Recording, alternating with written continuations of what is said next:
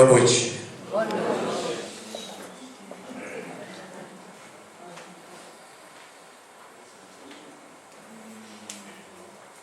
Queria agradecer a Casa Esperança pela oportunidade, a Fátima, pelo presente. Há quase 6 meses, não é tudo isso não, fevereiro, agosto, 5 meses atrás, quando nós marcamos, olha, João, você tem um livro aqui, e com esse livro, muito bom o livro, você se prepara para fazer uma palestra. Aí, eu olhei o livro e achei um livro fino, realmente, né? Será que dá? Só que você vai lendo o Caminho da Luz, a Caminho da Luz, e o livro vai engrossando. Mas continua. Vai crescendo em volume. Porque Emmanuel, o Gino já havia dito isso para mim um dia, muito tempo atrás, e alguém mais confirma, tem enorme capacidade de transformar uma frase numa página. Pelo menos. É impressionante Bom, eu queria agradecer mesmo, Fátima, a primeira oportunidade de estar aqui, transmitindo a mensagem. Estou certo, já pedi bastante, vou pedir mais uma vez para que os espíritos amigos estejam aqui soprando, empurrando, né, fazendo tudo, porque é uma responsabilidade enorme. O tempo é curto, eu vou trabalhar contra o relógio, mas eu queria te dizer, Fátima, que quem mais ganhou com esse livro foi eu. O que eu acho que eu cresci 1 milímetro nisso, um pouquinho só, durante esse período na montagem da palestra. Porque é impressionante como abre portas, abre a nossa cabeça, parece que clareia a consciência da leitura. Eu, inclusive, agradecer ao Gino, ao Joãozinho, a casa de todo mundo. Eu falei, Gino, no meio do caminho, puxa, a gente podia dar um jeito de colocar esse livro no final da palestra, para que o pessoal pudesse ter. Eu acho que esse é o livro de cabeceira. Se você tiver realmente a fim de fazer o que nós vamos estar falando hoje aqui, eu tenho certeza que sim, até porque é determinismo, né? Todos nós vamos para a luz. Esse livro vai te ajudar. E o Gino se preparou e lá na biblioteca nós temos à disposição esse livro, um custo que nem Xerox faz, né? R$22, né, Gino? Vale $1 milhão, com certeza. Bom, então, por favor, perdoem os nossos escorregões. Eu tenho mania de me entusiasmar e esse tema me entusiasmou. Se eu atravessar, Gino, você chuta por baixo. Porque é impressionante como mexe com a gente o tema. A Caminho da Luz. Eu comecei e queria repetir. Coloquei mais uma foto com uma luz, eu achei uma foto que tinha muita luz. Porque essa é uma determinação do Pai. Todos nós, de Deus, todos nós chegaremos à luz. Não adianta você não querer, né? Não quero chegar lá. Vai chegar, queira você ou não queira. Nós vamos, aliás, nós estamos aqui para evoluir, não é? Não é? Sim ou não? Sim. Pois é. Ir à luz. Quantos milhões, quantos bilhões de anos vão demorar? Hoje a gente começa a ter uma ideia de... Porque esse livro te dá ideia, inclusive, de tempo também, é interessante isso? Não sei, mas vamos chegar lá. Então, eu acho que essa é a grande misericórdia do Pai, né? A chance que temos, erramos, tropeçamos, levantamos e somos aquela criança que está aprendendo a andar ainda, né? Então, a luz é a nossa grande meta. O livro, rapidamente, só para apresentar a joia, é uma joia. O autor é Emmanuel, é o Espírito. Psicografia do nosso querido Francisco Cândido. O pessoal do fundo, não sei se consegue ler. Consegue ler lá, Marco Antônio? Consegue. Francisco Cândido Xavier. Agora, o que é interessante, é muito interessante, Fátima, você combinou, né? Eu sei que você é iluminada, mas você combinou. olha a data que ele foi psicografado. Não é coincidência, né? Bom, eu acho que não, né? Você combinou, Fátima, com os espíritos da Casa Esperança? Se o cara vai fazer a palestra e... Quando eu li, quando eu vi isso, eu achei interessante, né? Porque a palestra está sendo feita exatamente do mesmo, numa data dentro do período em que ele recebeu a psicografia. Durante essa psicografia, depois a gente conversa, aconteceram uma série de coisas no mundo maior. Enquanto ele recebia, assim como Paulo Estevão, aqui também teve movimentos durante a época que ele estava recebendo, que Emmanuel estava passando a psicografia. Eu queria começar por aqui. Eu não sei se você... Uma das coisas que o Espiritismo tem feito comigo é responder uma série de perguntas que eu só vim começar a ter resposta a partir dos meados dos meus 50 anos. Não parece? Pareço muito mais jovem do que isso, mas tenho 60. E a outra piada foi comprada ali na esquina, gente. Para ver se alguém dá risada. Então, mas eu sempre perguntei, eu não sei se você sempre fez essa pergunta, sempre fiz isso. E sempre procurei e vim encontrar no Espiritismo. Quem somos? De onde viemos? Para onde vamos? O que você quer dizer com isso? Eu quero dizer para você que aqui tem resposta. Esse livro traz uma série de respostas que eu tenho certeza que vou tentar passar para você em tempo curto aqui. Por isso que eu te convido a ler, porque não vai dar tempo para passar tudo que está aqui. Parece brincadeira, mas eu não estou brincando. Ele é muito mais grosso do que isso, em termos de conteúdo. Então vamos lá, vamos tentar. Eu separei em alguns tópicos, e o tempo agora vai ser o meu rei. Vamos lá. Aqui e lá. Esse aqui é pega ladrão, né? Porque 15 para as 2 e está parado faz tempo. Falei 15 para as 2. Muito bom. Queria começar com algumas premissas que o livro coloca. Todos nós sabemos, todos nós somos espíritos, certo? Eu vou te perguntar, eu queria que você me respondesse, porque a gente ia trocando um pouco de ideia. Sim ou não isso? Sim. Você sabe e tem certeza disso, até porque está aqui, é espírita. Tá. Mas eu queria fazer uma outra afirmação. O universo todo, essa coisa incomensurável, a gente não sabe o tamanho, é habitado por espíritos. Sim. Óbvio, eu já sabia faz tempo. Pois é, eu queria que a ciência soubesse disso logo. Porque assim ela ia parar de ficar procurando lugar para arrumar um lugar onde exista gente parecida com a gente. Existem dois seres humanos iguais? Não. E eles estão procurando um outro planeta parecido conosco. Pensa nisso. Vão ficar procurando. Porque vai chegar lá os nossos pobres olhos humanos, que conseguem ver numa faixa de frequência extremamente limitada, vai conseguir ver o que a frequência os nossos olhos veem. É isso ou não é? O Júpiter tem vida? Marte tem vida? Vênus tem vida? Está escrito aqui. Tem gente que vai achar que eu vou contar um filme que parece filme de ficção para você. Por isso que a gente fica entusiasmado a cada página que passa. E depois você vai se completando com vídeos.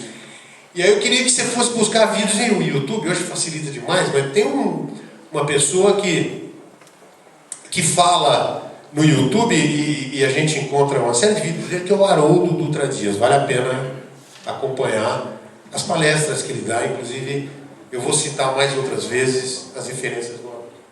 Então, básico, né? Sequência. Eu vou buscar as definições, vamos falar muito disso aqui. O que é Deus? Livro dos Espíritos.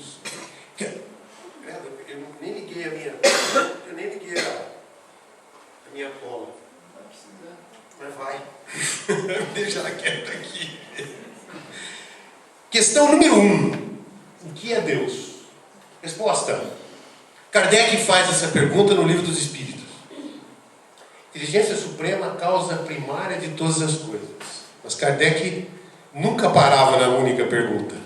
Ele continua. E eu vou lá na questão número 3. Ele pergunta: pode-se dizer que Deus é infinito? Tá, isso tudo que eu estou falando com você tem conexão no bate-papo. A resposta: definição incompleta. Pobreza da linguagem humana, diz o Espírito, ou os Espíritos que deram a resposta para essa questão. insuficiente para definir o que está, aqui vai, devia estar grifado, além da sua inteligência. Esse é um outro problema da ciência, que é entender algo que não tem limite. O nosso cérebro, assim como o nível de evolução que nós temos, é pequeno para entender uma série de aparentes fenômenos que a nossa mente não consegue entender. E aí tem uma frase interessante que diz assim: Deus começa, depois o infinito termina. Escrita por Adin Steinsaltz. E para terminar esse quadrinho aqui, eu queria só deixar essa marca. Só existe um Deus, e isso está provado, comprovado, supremo, deste universo, e agora a ciência já está falando que nós temos universos paralelos. Não importa, é um Deus só. Esse Deus é o Senhor Supremo. Agora, eu queria continuar. Como é que a gente vê Deus? Eu queria que você começasse. Eu queria que você participasse comigo. O que vem na tua cabeça quando fala Deus? A não ser que você seja um cara extremamente avançado, provavelmente, né, eu sou. A minha cabeça, quando falava Deus até outro dia, vinha assim.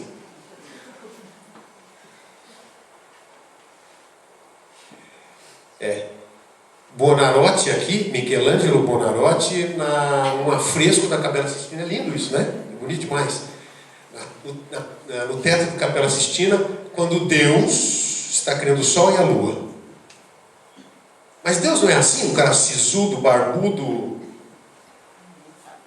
Por quê? Porque a Igreja Católica, isso aqui foi pintado por alguém que pintou na Capela Sistina, eles estão aí há mais de 2000 anos, impregnaram na nossa mente uma imagem. A imagem mais óbvia é um homem, né? Sério, sentado num trono, com uma barba branca. Esse é Deus. Esse é o Deus que o que o mundo na sua maioria vê. Assim também. Não é? Não está muito boa a imagem lá, né? Porque a gente vai estar clareando. Mas aqui já é um não tão bravo, assim, tão sério. Mais bondoso, sorridente, né? O Deus. Agora, acho que deu um pau, cara. Aí, ó. Não, espera um pouquinho, deixa eu ver. Não, pode ficar aí. Não, estou brincando. Essa é a definição de Emmanuel. Olha isso, gente. Por isso que eu joguei primeiro as outras imagens. Vamos quebrar todo. Eu queria que você quebrasse de uma vez. Porque Deus, na verdade, quer achar uma palavra é energia. A gente põe uma imagem, mas não tem. Olha o que Emmanuel define. Define assim: primeiro, ponto geométrico, fonte de extraordinária luz. Deus, segundo Emmanuel. Está mais perto lá, né? Deve saber mais que nós. Fio de vida e harmonia está em suas mãos. Jesus.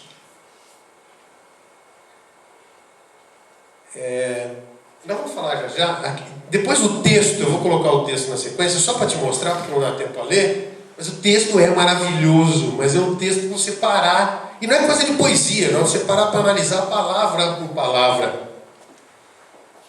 Completa assim ainda. Nele, Jesus, está o verbo do princípio. Porque ele está em conexão com a luz, a energia. Deus é isso, né? Olha o texto. E irradia-se luz desse fio de espiritualidade que diviniza a matéria. Continua. Aí vem ali. Fonte de extraordinária luz, de onde parte o primeiro ponto geométrico, Deus. Vai descobrir isso depois de estudar pra caramba, viu, gente? Porque não está escrito no livro que é Deus, né? Aí você vai lá, pesquisa um autor, o outro, aí é o ponto, o primeiro ponto geométrico. Olha a definição. Né? E desse ponto emana uma luz imensurável, que não dá para medir. E dessa luz, os fios que saem dessa luz estão ligados a esta energia. Vamos para frente. Fio de luz e da vida está nas suas mãos, Jesus. E aí, Leia, tenha esse livro com você. Não perde essa chance. Aliás, a Casa Esperança está dando uma oportunidade de ouro. Eles foram fora comprar. Tá um monte.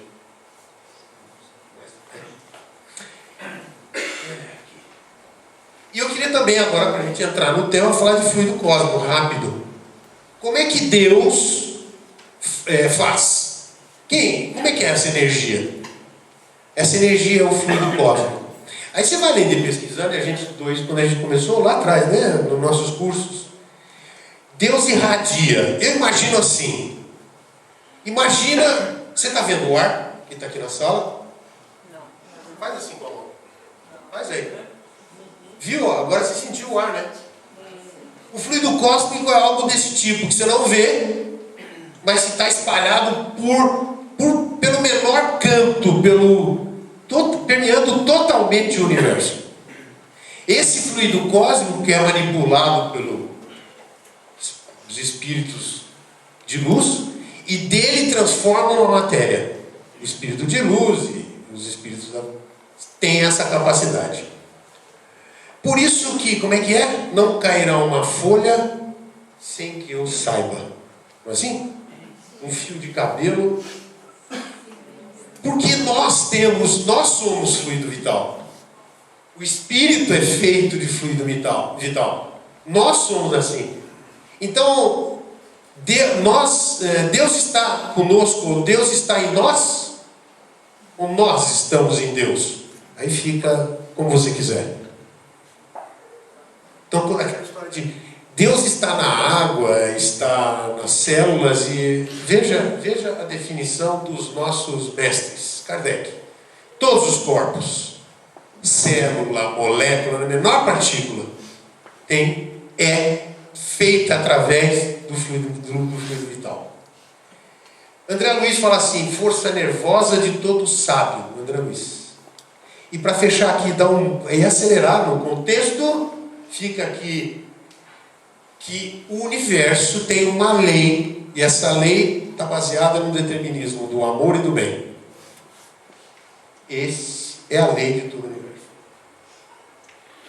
A partir daqui, eu queria falar um pouco da hierarquia dos espíritos, e depois nós vamos ver como é que Deus, esta força, administra. Nós vamos ter que humanizar de novo, pensar como nós, porque senão você não consegue raciocinar, né? Quebra o raciocínio. E aí vai. Eu queria falar um pouco da hierarquia. Deixa eu buscar aqui. Como é que Deus governa o universo? Deus governa o universo como se estivesse governando uma holding de empresas. Uma holding é um conjunto de muitas empresas. Que são essas empresas? São os planetas. São os sistemas estelares. Essas são as empresas. É assim que nós vamos ver isso aí, porque você já sabe que tem um cara que esteve entre nós, que governa o planeta. Qual é o regime de governo que Deus usa? O regime de governo que Ele usa é o regime das falanges.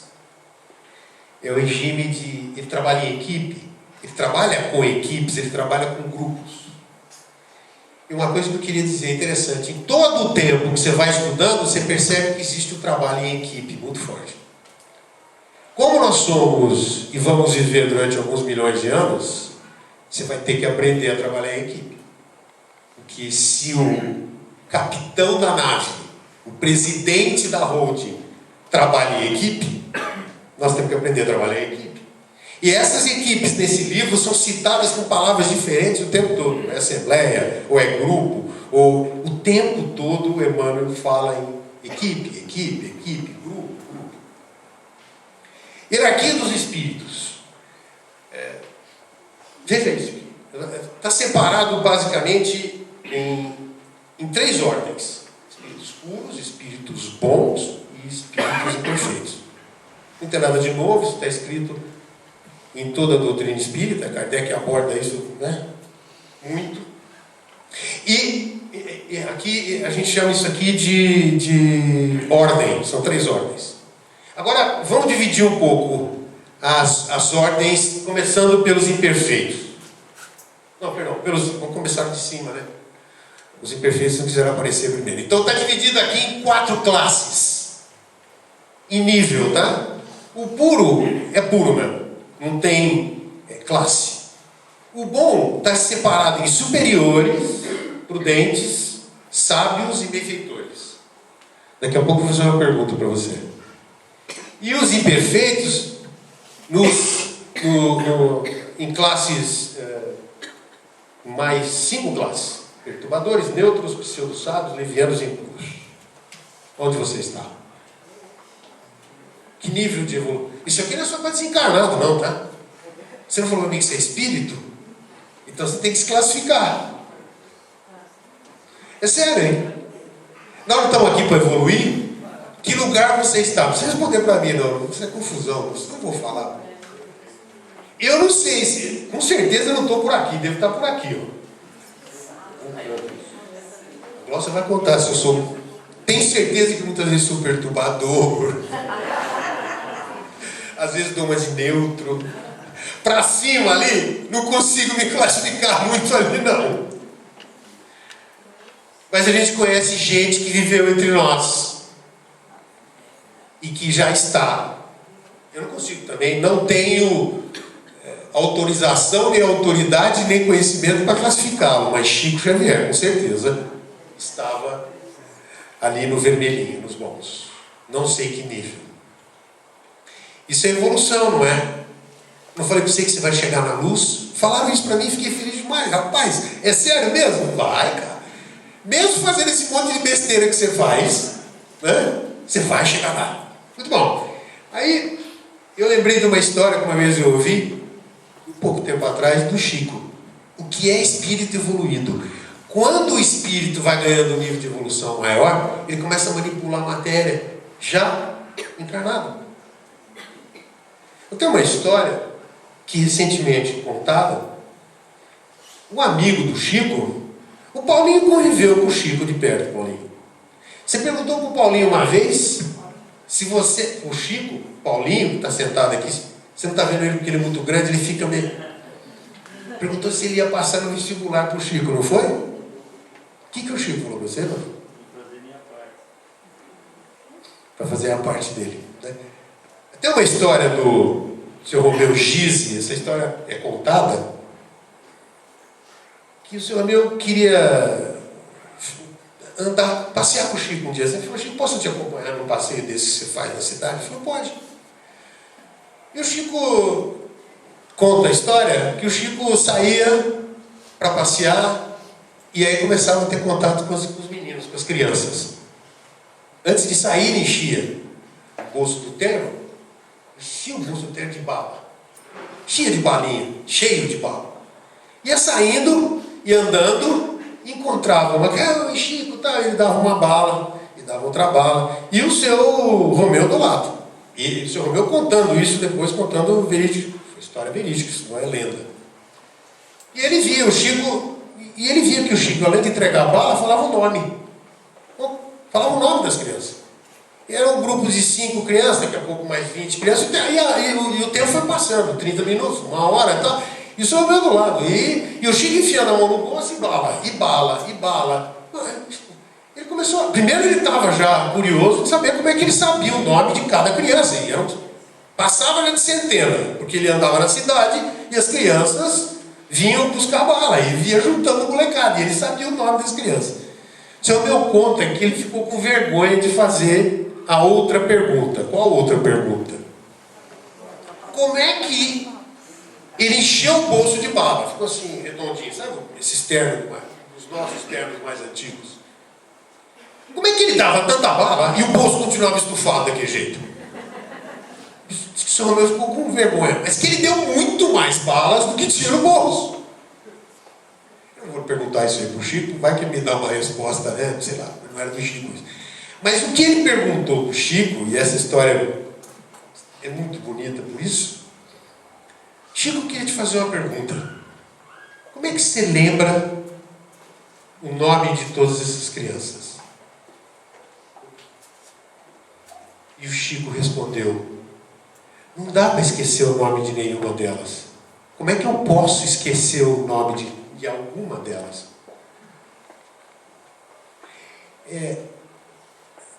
Eu sempre penso o seguinte: como é que alguém consegue... Esse é um tipo de evolução, esse é o tal do amor que a gente fala, né? Que muitas vezes a gente tem. É impossível esquecer o nome de qualquer uma dessas crianças. Mas eram centenas de crianças. Agora, a história da balinha, por que não baixava, o Sr. Romeu nunca conseguiu a resposta. Mas com certeza isso chama-se aquela história da manipulação da matéria, né? Bom, esse é um espírito evoluído. Vamos subir um pouco mais, vamos lá para cima, chegar em Deus. Como é que Deus faz para administrar? Ele trabalha com equipes, não é? E a primeira equipe em contato com Deus são os Cristos. Não está errado não, vou explicar. Se você não leu ainda, hoje você vai sair daqui com uma novidade. E aí então, os Cristos com equipes de espíritos puros. Assim está escrito no livro A Caminho da Luz. Assim Deus trabalha. O que é um Cristo? Com certeza está vindo a pergunta. É o seguinte, gente, o topo da evolução na escala do espírito é o espírito puro, não é? Não. É o topo dessa escala. Depois que passou-se aí alguns milhões, às vezes bilhões de anos, e eu vou falar por que é bilhões, né? Já. Você atingiu o espírito puro. A partir daí continua uma outra escala, até atingir o nível dos Cristos, que são outros bilhões de anos. Quantos bilhões de anos será que tem o nosso Cristo? Nós temos um Cristo, não? Veio aqui, esteve aqui pessoalmente, né? Alguns bilhões de anos. Rapaz, mas vai demorar para chegar lá, né? Mas não importa, vai chegar.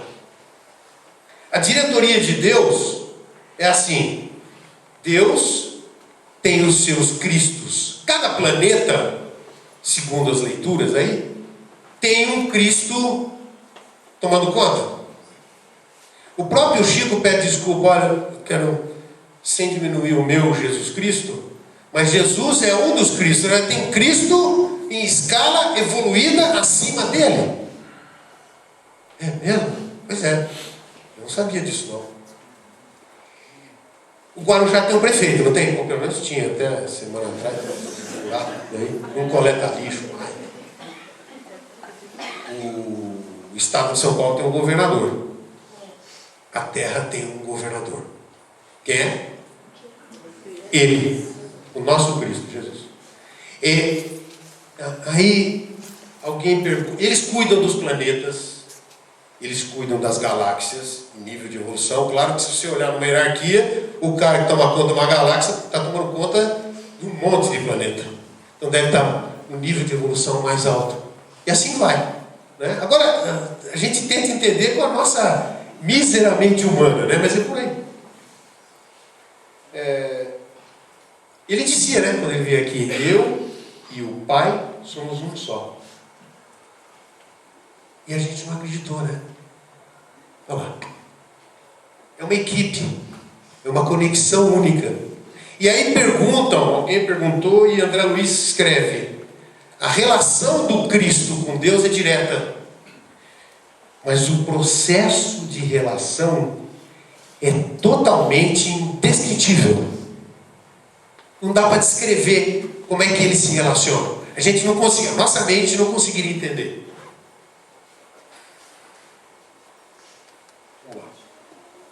Vamos construir o orbe. O que é orbe? É que está escrito em todo o livro espírita, orbe, né? Você vai lá no dicionário, orbe planeta. Jesus é escolhido por Deus há aproximadamente 5 bilhões de anos para criar a Terra. Ele já era espírito puro, Paulinho. Há 4,5 bilhões de anos. Mais do que espírito puro, ele já era um Cristo, porque senão não estaria tomando conta do planeta, pelo que se coloca. Então, não vou repetir, mas se você for pensar nisso, você começa a pirar, né? Então, rapaz, 50 anos, 70, 80, estou indo embora. 90, já fui. Tem cara que vai antes. O cara tem 4,5 bilhões de anos, quando ele veio maduro já, né? Evoluído, para poder criar o orbe. Jesus molda o planeta, mas não com as suas mãos, com o pensamento. que é o que nós vamos ter que aprender a fazer na nossa evolução. Ele não faz sozinho, ele faz com comunidades de espíritos puros, que são os anjos, operários da espiritualidade sob a direção direta dele, Jesus. Ele pega um bloco de matéria vinda do Sol, e aí de novo nós estamos voltando de novo no que falamos agora há pouco. Essa matéria é manipulada, é transformada com o pensamento de novo, e é construída nos seus mínimos detalhes, para atender aquilo que estava sendo feito.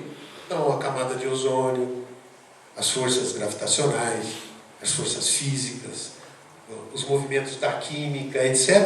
A matemática, tudo que foi sendo criado, e foi criado com uma... Está escrito assim, uma assembleia de operários espirituais, artistas, engenheiros, biólogos, geneticistas. Todos eles vinham com o objetivo de construir o orbe, mas com uma característica básica estabelecida por ele. A beleza seria o ponto mais importante a considerar durante a construção.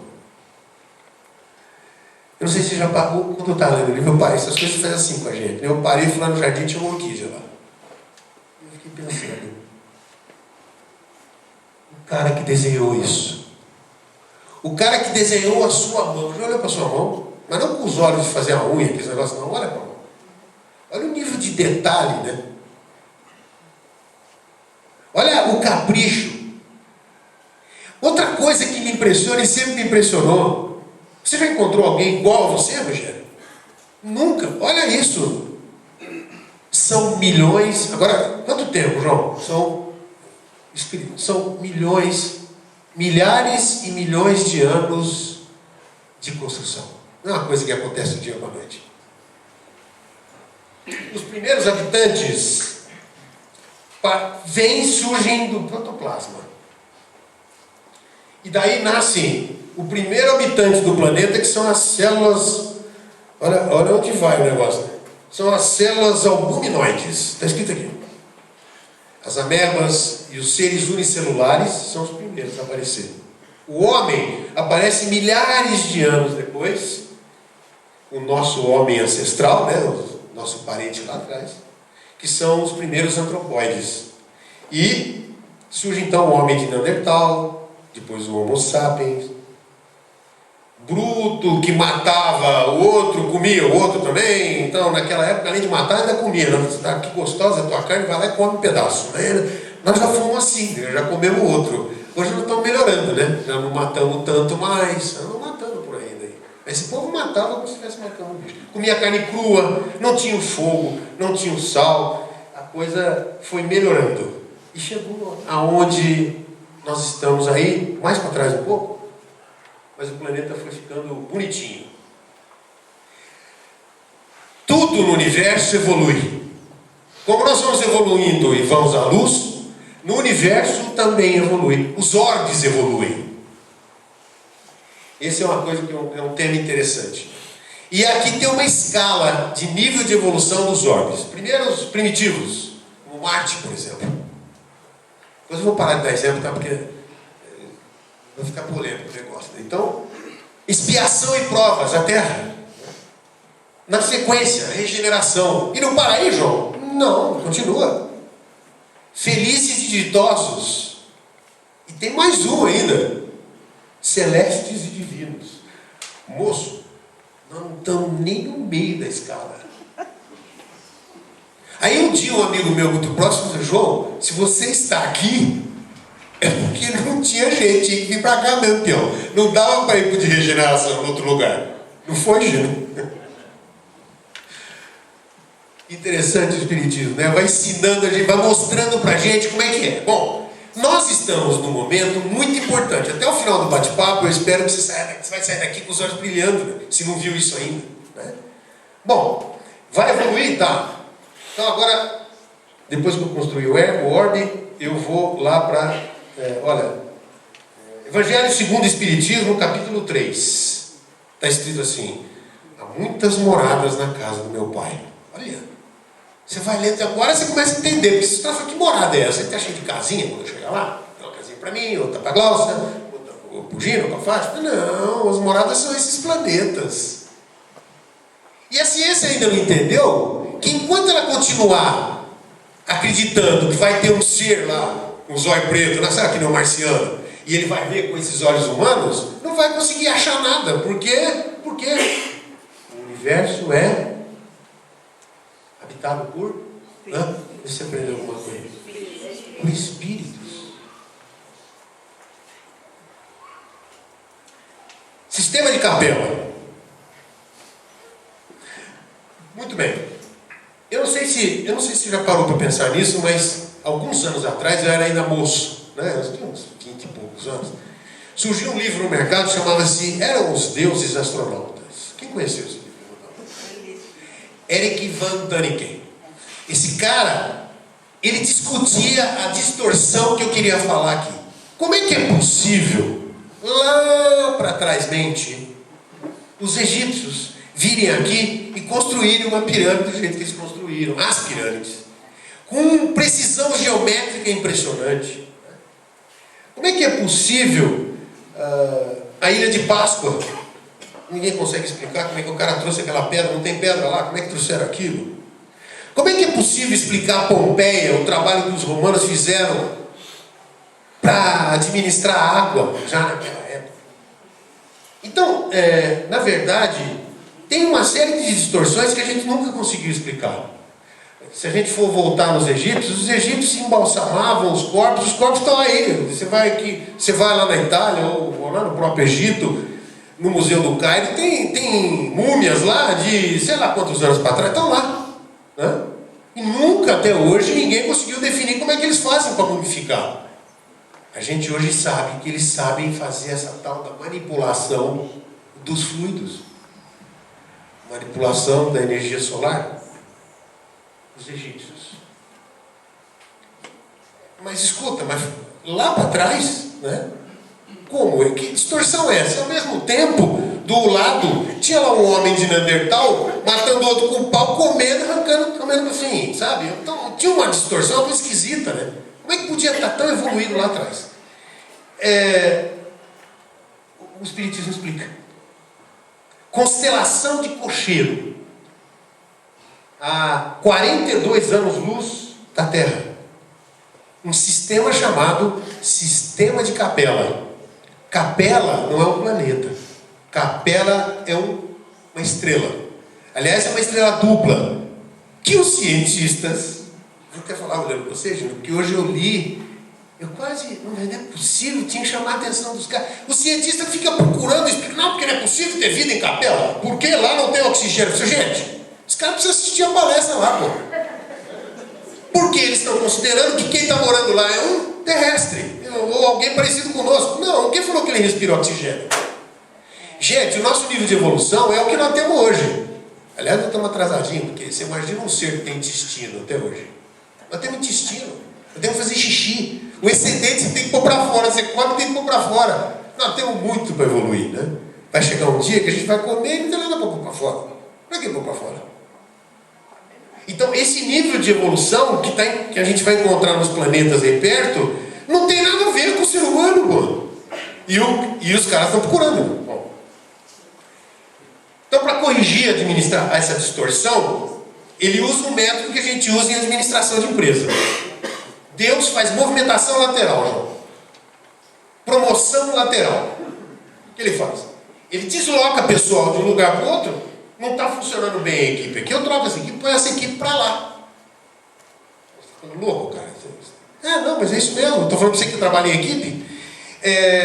Imagina uma classe com os aluninhos, né? Os menininhos lá na classe. Aí tem um molequinho, uns menininhos que não estão indo bem. O que você faz? Mata o moleque? Sem vergonha, moleque, sai daqui? Não, o professor vai pegar o menino e vai procurar uma outra sala onde ele se adapte e que esteja no nível e muda de lugar. Faz movimentação lateral, Deus também faz. E essa movimentação lateral foi feita em capela. Com capela. A história é que o Cristo lá de Capela, que lá tem um outro Cristo, eu não sei como é que ele chama, o primeiro nome dele, não está escrito em lugar nenhum, mas é um Cristo. Entrou em contato com o Cristo daqui, eu não estou brincando, gente, dá a impressão que ele vai falar que eu estou ficando louco, né? E fizeram uma reunião. E nessa reunião foi dito a Jesus que espíritos resistentes à mudança lá em Capela, porque Capela estava em fase de saltar, dar um salto evolutivo, e aquele povo que estava ali estava estorvando. Deve ter usado essa palavra, não sei se esse povo conversa desse nível, que não, né? Mas estava sendo um estorvo para a evolução do planeta, porque, gente, a meta de evolução que o planeta tem, quem determina é o presidente, pô. Vai evoluir assim. Quando? Em tal data. Bom, mas não está acontecendo. Ok, desloca o pessoal de um lugar para o outro e vamos fazer o planeta evoluir. E foi o que aconteceu em Capela. Capela, o pessoal resistente à mudança. Agora aqui pode parecer que Deus é um sujeito mau, né? Não, ele é justo, só isso. E Jesus se comprometeu a receber, porque Jesus nesse momento também tinha uma vantagem, Capela estava evoluído. E o pessoal que vinha para cá vinha evoluído e ia trazer coisa boa para nós. Como é que está escrito na Bíblia? Nenhuma ovelha se perderá. Vá para lá, eu vou continuar cuidando e você vai evoluir lá na terra. E vai me ajudar. Aliás, o que fala no livro é que eles, degredados de Capela, tiveram contato direto com Jesus, viram Jesus. E nesse momento, a promessa que ele pediu foi o seguinte: vocês vão educar esse pessoal primitivo aí, que está tendo dificuldade para andar, caminhar mais rápido, porque o meu projeto é mais rápido do que esse pessoal está meio devagar. Apontou para o Neandertal, assim, falou: olha, você vai dar uma mãozinha para aquele cara lá, porque não está legal. Né? Aqui está a Capela. Capela é interessante, se você olhar para leste agora à noite, às 11h30 da noite, sabe as Três Marias? Sabe as Três Marias? Olha para as Três Marias, que ali é conhecido como cinturão de Órion. À esquerda, para baixo um pouco, você começa a avistar, ela é visível, é uma estrela muito visível. Né? Ela é 12, na verdade é o seguinte, para a gente chegar lá, são 42 anos-luz. 42 anos-luz. A luz é 300 mil quilômetros por segundo. Andando na velocidade da luz, demora 42. Não dá para ser físico o negócio, gente. Isso que eu queria dizer. Não dá. Tem que ser espiritual mesmo o troço. Né? O pessoal tem que entender que é espírito. Né? Eles vão... Então, essa foi o objetivo. Né? E a notícia importante que eu queria dizer para a gente saltar aqui é que Jesus prometeu assim: quando chegar o momento, eu venho e vou reencarnar e vou pessoalmente estar com vocês aqui no planeta. Isso é uma notícia que Jesus deu para esse pessoal que veio. Bom, 4 grandes povos. Vou passar aqui. Eu só queria colocar, é pra gente, tem gente que se acha, né? Eu sou. Dá uma olhadinha no tamanho do Sol, perto de Capela. E o Sol Capela é pequena, porque já começa a crescer aqui, ó. Se você pega planetas maiores, são 100, 200, 300 vezes maiores do que Capela. Agora imagine se a gente... Sabe, tem uma história do Chico também, né? Diz que o Chico ficou em dúvida desse negócio de planeta, como é que era. Aí pediu para o Emmanuel, eu não entendi esse negócio. E Emmanuel tirou o Chico do planeta e foi levando ele, distanciando do planeta. Então ele viu a Terra ficar pequenininha, depois ele viu o sistema solar, depois ele viu a galáxia, numa viagem, um desdobramento, claro, né, com o seu mentor. Aí chegou um determinado momento que o Chico começou a ficar triste. E aí o Emmanuel vira para o Chico e fala: Chico, por que você está tão triste? Não, Emmanuel, eu estou triste mesmo. Muito grande esse negócio. Me leva para casa lá que eu quero tomar um cafezinho aqui em casa. A gente ouve os vídeos, o pessoal conta as histórias e imagina. Sabe o que é isso, gente? Isso aqui é uma maneira da gente falar de humildade. Quando você se sentir muito importante, pensa onde você está. Você não está no Sol. Você está na Terra. E a Terra é algumas dezenas de vezes menor que o Sol. Você também não está lá em Capela. Somos muito pequenos, né? É uma poeira. Aí, quando você tiver um problema, pensa nisso. O problema é esse, gente. Olha o tamanho do universo. Qual meu problema, na verdade. Muito bom, 4 povos vieram. Os hebreus, os religiosos, os egípcios, os mediúnicos, que conheciam o magnetismo, que dominavam curas, os hindus, o time Zen, né, que conhecia toda a parte de chakras, respiração, meditação, e por último, os arianos. Os arianos segundo definições, o bom vivant, tranquilo, gosta de viver bem, não tem nenhum domínio espiritual que os outros têm. Esses são os 4 povos que vieram de Cabela. Segredo de todos eles: uma saudade impressionante da casa que eles viviam, da pátria que eles viviam. Essa saudade, porque eles tinham deixado para lá, para trás, os amores, né? Filhos, esposas. Claro que com o esquecimento da reencarnação, aquilo não era muito claro. Mas eles, segundo o livro, eles passaram 10.000 anos chorando, sofrendo, de saudade. Agora, Jesus tinha prometido: faça e eu dou chance para que você volte de novo para casa. Os exilados criaram um surto de evolução cultural no planeta. Eles fizeram o fogo, o sal, trouxeram o vinho, trouxeram coisas que o planeta não tinha até aquele momento.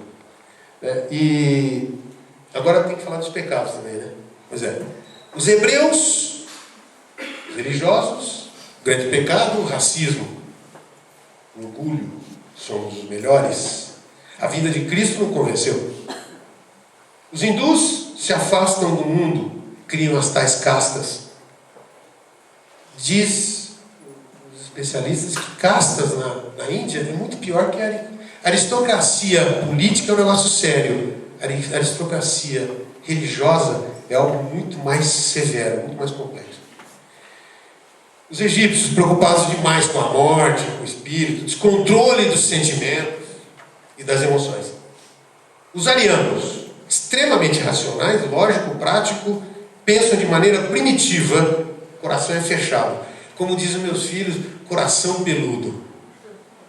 Não adianta vir com esse negócio que eu não acredito. Meu coração é trancado, não vou ouvir nada. Né? Mas são eles, os arianos, que constroem o planeta. São eles que saem ali do Irã, se misturam com o Neandertal, são eles que porque os outros todos se fecharam. No seu egoísmo, no seu egocentrismo, se fecharam. Saem do Irã e se misturam. São materialistas, adoram o ser humano, a imagem do ser humano, as estátuas descendo pelo planeta aqui na região. Eles saem, eles povoam a Europa, eles povoam as Américas, algumas outras características, e ele promove o progresso do planeta. Mas não pode, odeia sentir dor. Interessante, isso é uma característica dos arianos. Nós somos descendentes de hindus. Posso meter o pau nos arianos, né? São descendentes de hebreus. Nós somos arianos. Nós somos descendentes dos arianos. Apesar dessa coisa fria, do coração fechado, foram eles os responsáveis pela evolução do planeta, basicamente. O chinês se fecha, o africano... Os chineses e os africanos, desculpa, eu não falei isso, já estavam no planeta quando, segundo a informação que a gente tem aqui do livro, já estavam no planeta quando o pessoal veio de Capela. Bom, hoje em dia a situação mudou e hoje a gente começa a se misturar. Você já come comida chinesa, você vai lá visitar o outro. Então, os povos começaram a se reencontrar de novo, né? Os hindus partiram para vir com a sua física, a matemática, o conhecimento que eles têm, trazendo essa coisa espiritualista para o Ocidente. Hoje a gente vê muito hindu. E o projeto de Cristo? Eu li uma pintura da minha mãe. Minha mãe tinha muito de mediunidade. Ela nunca soube, coitada. Ela morreu católica, rezando o terço. Uma mulher bondosa, mas ela assim, ela estava cozinhando, ela falava: eu tenho que pintar alguma coisa. Desligava a panela e saía lá para pintar. Isso aqui é uma aquarela. Várias aquarelas, várias pinturas. Minha mãe saía e disse que tinha que escrever. Ah, se eu pudesse estar com ela viva hoje, eu ia falar para ela: mãe, vamos comigo lá na Casa Esperança para eu te explicar o que você tem. Essa é uma aquarelinha dela. Qual é o projeto do Cristo? O projeto do Cristo, do nosso Jesus, caro, é o desenvolvimento da inteligência, né, Lê? E é o desenvolvimento da moral e dos hábitos, em 2 pilares. É assim que a gente evolui. O desenvolvimento da inteligência, eu não gosto de falar a palavra fácil, porque nada é fácil nesse planeta, né? A gente tem que trabalhar nela. Ele é mais fácil, porque o outro, o do hábito e da moral, isso requer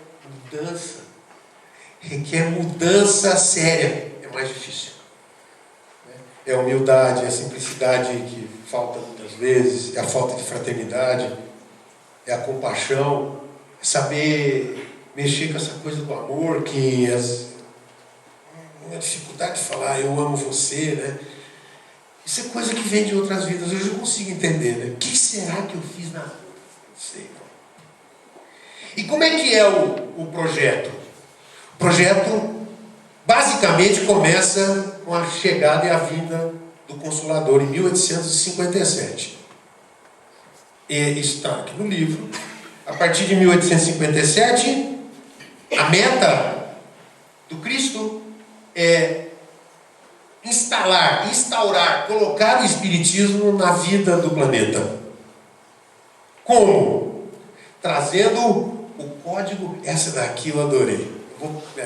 O código cósmico de Deus. Você sabe, está escrito lá, eu não devia ter posto, né? É o Evangelho. Você sabia? Eu não sabia. Se você sabia, desculpa, eu vou ter que falar. O Evangelho não é para o planeta. Não é do planeta. O Evangelho é do universo. É um código que foi traduzido por Jesus para os humanos. Você sabia disso? Olha que coisa, quer dizer que se você sair daqui, hein, Gino, for lá para Júpiter, lá em Júpiter, o padrão e o código é parecido. O amor, o bem, aquelas leis. Eu falei para vocês que eram leis do universo. Bom, eu fiquei deveras impressionado quando pensei nisso. Se eu for viajar lá para Sirius, que segundo alguns é extremamente evoluído, o Evangelho está lá também. O código cósmico de Deus. Jesus traduz e traz lá. Planeta de regeneração. Quando? Terminando. Quando? Porque, João, escuta, você falou. Eu tenho ouvido falar nessa história. Quando? Eu vou te convidar, não vou ter tempo, mas eu gostaria muito de trazer o que o Haroldo traz no vídeo que ele fez em Nova York. Chama-se 3-Star Spiritism, que é uma comunidade lá em Boston, em Nova York. Junto esse pessoal, ele falou: é impressionante as três palestras, mas principalmente a terceira, onde ele explica que história é essa do quando. Eu não vou ter tempo, tá? Porque eu precisaria de uns 10 minutos, acho, para explicar detalhe, tem cálculo matemático no meio, tá? Mas vamos lá. Qual é a meta? Então, a meta. Tem um plano e tem uma meta. O cara é o presidente, você acha que o cara vai trabalhar sem meta? Sem meta. Planejamento estratégico. A Terra sai de prova e expiação e vai para regeneração em data tal. E pode fazer o que você quiser aí, porque eu vou transferir você. Vai ter lance aqui também, hein? Está claríssimo. Vai ter degredo que vai ser feito aqui no planeta. Está escrito aqui. Estou mentindo? Está aqui. Em outros, você vai ouvindo essa história. Muito bom. Pinga Fogo, 1970, pergunta para o Chico Xavier assim: Chico, quando é que a Terra entra em fase de regeneração? Chico para. Emmanuel vem e dá a resposta para ele e fala: Emmanuel está dizendo aqui que em torno de 2057. Eu me lembro que eu assisti de novo depois. Fica um negócio assim: 2057, que história é essa, né? 2057. Olha, Haroldo Dutra Dias, nessa palestra, vai e coloca que 2057 é um número E depois, baseado em declaração, no profeta Ismael, que declara que o Consolador será nos próximos 100 anos. Nós temos 100 anos de preparação para os próximos 100. Eu não vou fazer a conta aqui, mas assiste o vídeo. Mas ele faz a seguinte conta: 1857. Essa data é importante para você, não? O Livro dos Espíritos. Nessa conta ele soma 100 mais 100. E aí chega em 2057. Confirma o número do Chico. Aí ele faz a seguinte colocação: que nós estamos na última semana desta parte da execução do projeto divino, que é a passagem de provas de expiação para a regeneração. Esta última semana, quando a gente vai em Salmos, ele vai estar escrito, ele explica que cada dia de uma semana são 1000 anos. Uma semana são 7000 anos. Se você for no Livro dos Espíritos, gente, vou ter que falar isso. Questão 50 e 51 está escrito assim: a espécie humana começou com um só homem? Resposta: não. Aquele que chamais de Adão não foi o primeiro e nem o único a habitar o planeta. Podeis saber em que época viveu Adão? Resposta: época que lhe assinalais, por volta de 4000 a.C. 4000 mais 2 são 6. Nós estamos no 6º dia da semana, da última semana do projeto. Essa semana é a semana do Shabá, não é, Gino? O Shabá é o reencontro. A cada uma semana a gente se reencontra com Deus. É assim que está escrito lá. Eu só queria fazer uma conta com você. Um dia é 1000 anos. Portanto, uma hora... Como é que você calcula uma hora? Se um dia é 1000 anos, um dia tem 24 horas, não tem? 1000 dividido por 24 dá 42. 2057. Tira uma hora, tira 42 anos, dá quanto? 2057 menos 42, 9 fora, tira 2015. 2015. Eu não estou inventando, não está escrito aqui, eu fiquei besta desse próximo. 2015. Gente, nós que estamos aqui somos os trabalhadores da última hora.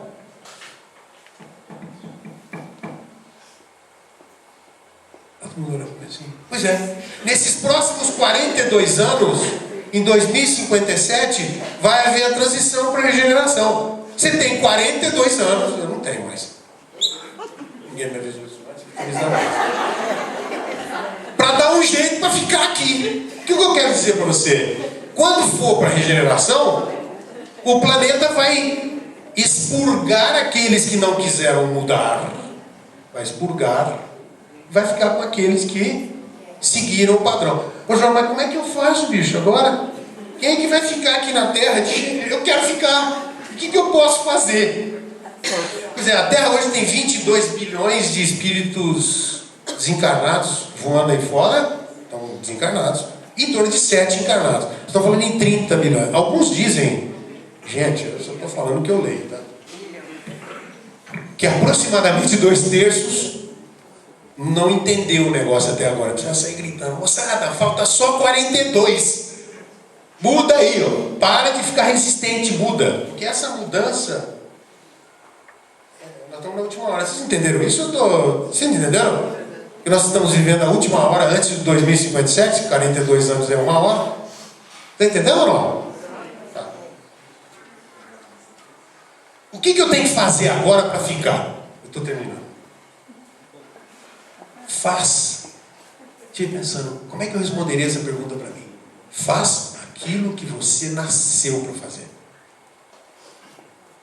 O que você nasceu para fazer? Para ser engenheiro? Seja o melhor engenheiro que você puder. Mas não é um engenheiro qualquer. É um engenheiro que faz isso com dignidade, com respeito, com amor ao próximo, sem sacanear ninguém, fazendo direito. Nasceu para ser professor? Seja o melhor professor que você puder ser. humildade, sem orgulho, porque essa é a grande doença do planeta realmente. E aí então, eu tenho certeza absoluta, eu não sei se eu vou estar aqui, né? Estou com 60, mas isso aqui está cheio. 57. Mas eu tenho certeza que o mestre, o nosso governador, neste dia, vai dar uma festa. E aí, gente, nós seremos aqueles a partir daí. Essa data não é uma data fatal, é aquele dia. É aproximadamente, como disse Emmanuel. Alguns dizem que começa em 2037. Você lê, você vai ficando pinel, né? Mas é em torno dele. Mas a mudança é 2057, quem está dizendo isso é Chico. E a gente viver num mundo, a partir daí, um mundo feliz. Um mundo onde não haja mais o egoísmo, que não haja mais o orgulho, a falta de amor. Um mundo onde a gente não vai ter que se preocupar mais com essas coisas. Nós vamos verdadeiramente sermos irmãos, como a gente é aqui na Casa Esperança, nós vamos ser irmãos lá fora. Vai acabar essa história que a gente está vendo acontecer aí, né? Alguns que não quiserem mudar, desculpa, né? Deus, ele não é bom nem mal, Deus é justo. Ele está avisando há quanto tempo? Há 2000 anos que ele está avisando. Eu queria terminar contando uma historinha.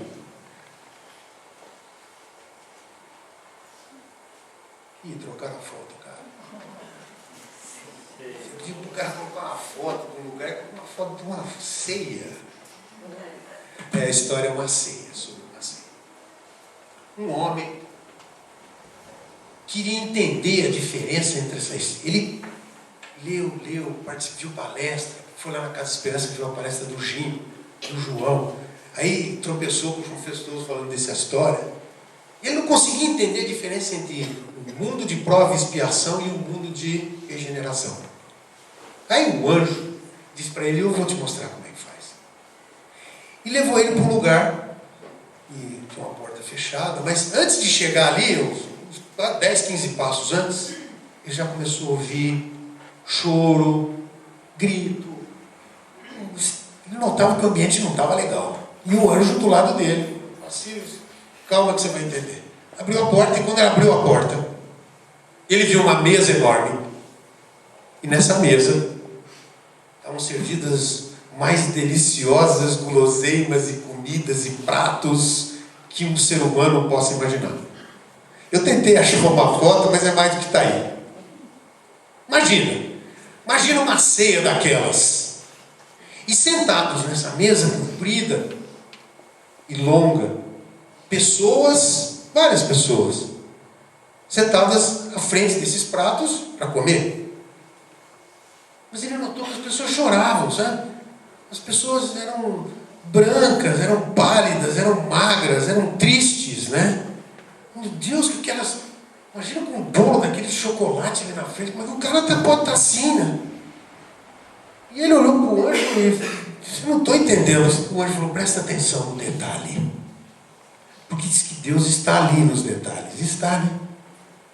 Ele falou e olhou. E ele viu que o cotovelo dessas pessoas não dobrava assim. Dobrava ao contrário. Ao contrário. Então ele não conseguia pegar o garfo e pôr na boca, porque o cotovelo não vinha, então ficava duro. E eles não conseguiam comer. E aí eles gritavam, eles tentavam enfiar a boca, e tinha alguém que controlava. Não pode enfiar a boca lá não. Devia ter um anjo lá que tomava conta. Farra assim também não. Você quer comer, você tem que comer. E os caras ficavam sofrendo, gritavam, e um agredia o outro: é você, a culpa é tua. E ficava aquele clima. Falou: bom, ele saiu da sala.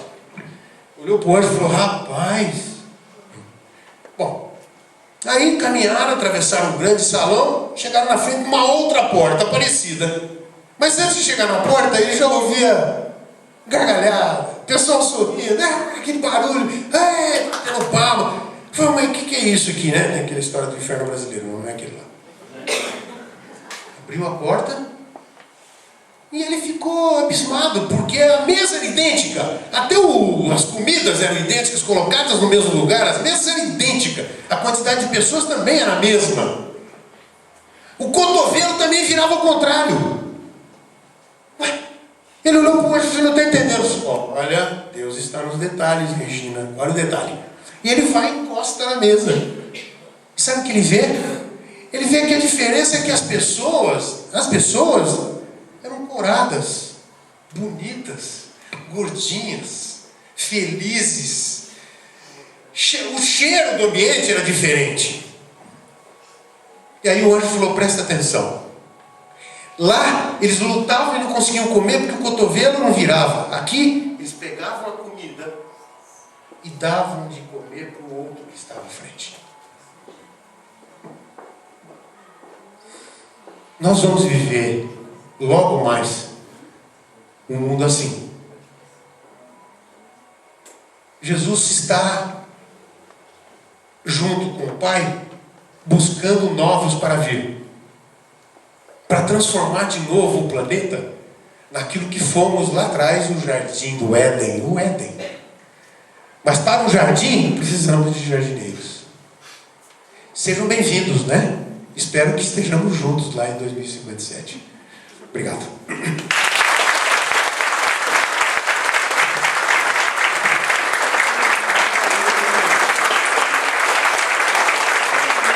O livro está à disposição para o Moacir.